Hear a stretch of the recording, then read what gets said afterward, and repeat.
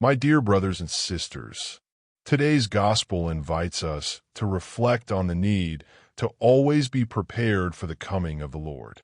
It is an extraordinary passage from the Gospel of Luke, and only he gives us the details of this parable told by Jesus. Jesus tells us that we must be vigilant, like servants waiting for their master to return. We do not know the hour or the moment when he will come. It may be at night or in the early morning. And then Luke adds a surprising detail.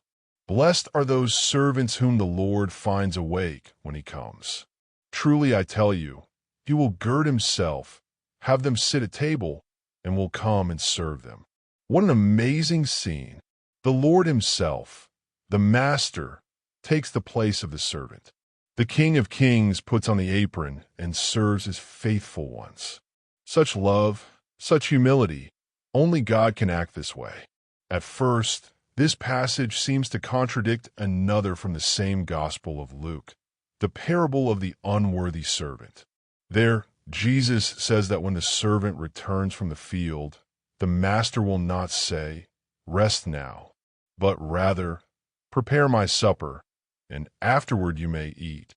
And in the end, the servant must say, "I am an unworthy servant.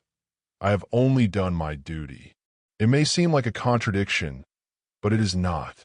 In truth, the two parables complete each other.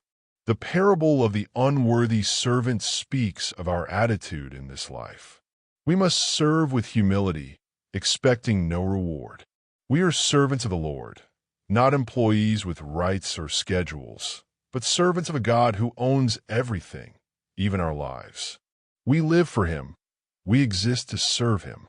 But today's gospel speaks of God's attitude in eternity.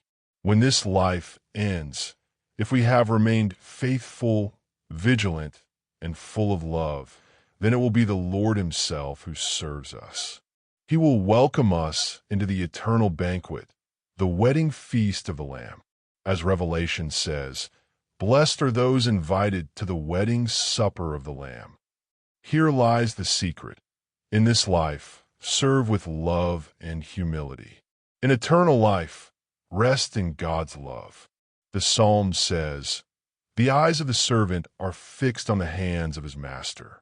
So too must our hearts be, attentive, watchful, ready to serve. For those who spend their lives serving God on earth will one day be served by him in heaven. This is our hope. This is the promise of Christ. Blessed are the servants whom the Lord finds vigilant. May our hearts always be awake, ready to say, "Here I am, Lord, to serve you."